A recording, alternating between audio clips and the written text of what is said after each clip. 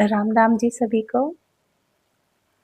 एक बार एक व्यापारी था, बिजनेसमैन था और उसका जो बिजनेस था वो मतलब अच्छा नहीं चला, उसे बहुत नुकसान हो गया बिजनेस में। तो जब उसे बहुत ज़्यादा नुकसान हो गया बिजनेस में, तो वो बहुत परेशान हो गया, डिप्रेशन में चला गया। तो जब वो डिप्रेशन में चला गया, तो वो फिर क्या करता है कि वो जाके जंगल में चला जाता है और जंगल में जाके बैठ जाता है, रोने लगता है।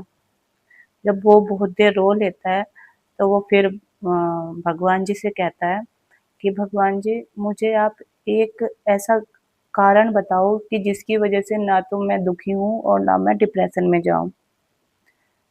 तो जब वो भगवान के सामने ऐसे प्रार्थना करके रोने लगता है और उनसे बोलता है कि भाई मुझे एक कारण बताओ कि मैं ऐसा क्यों मैं दुखी ना हूँ, क्यों ना मैं रोऊँ।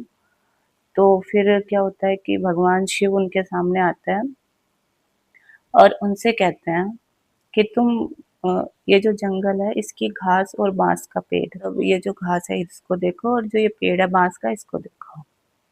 ये दोनों मैंने एक ही टाइम पे लगाए थे, इनको सेम मैंने लाइट दी और पानी दिया, पर ये जो घास है ये बहुत अच्छे तरीके से ग्रो कर रही है, बढ़ रही है, जबकि ये जो बांस का पेड़ है वो इतनी अच्छी तरीके से नहीं बढ़ा।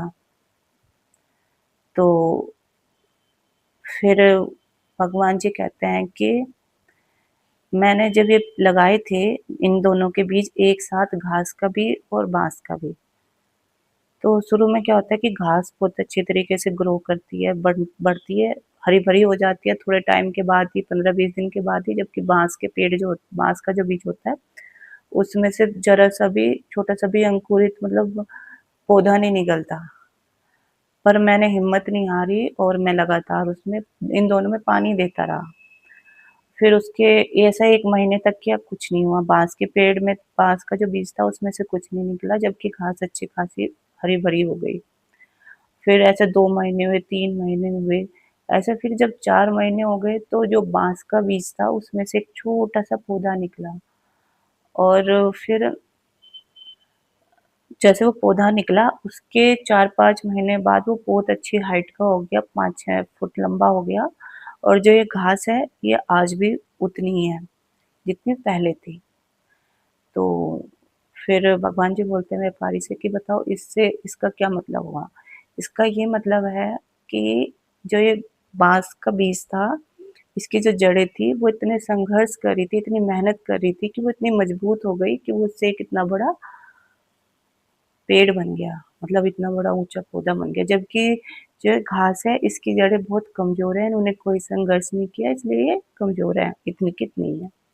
तो तुम भी जो जीवन में अपने मेहनत करोगे, संघर्ष करोगे, तुम फिर से अपना बिज़नेस खड़ा कर सकते हो और हिम्मत नहीं हारोगे, रोने की बजाय मतलब तुम संघर्ष करो तो तुम अपना बिज़नेस फिर से चला सकते हो। तो व्यापारी को वो बात भगवान जी के समझ में आ गई कि मेहनत करनी चाहिए, संघर्ष करने चाहिए, चाहे भले ही बार-बार हमें अपने जीवन में असफलता मिले या फिर हार मिले, नुकसान हो, कुछ भी हो, पर हमें हिम्मत नहीं हारनी चाहिए, हमें अपना मतलब कोशिश जारी रखनी चाहिए, एक ना एक दिन सफलता मिल ही जाती है। और कभी भी अपनी तुलना दूसरों से नहीं करनी चाहिए।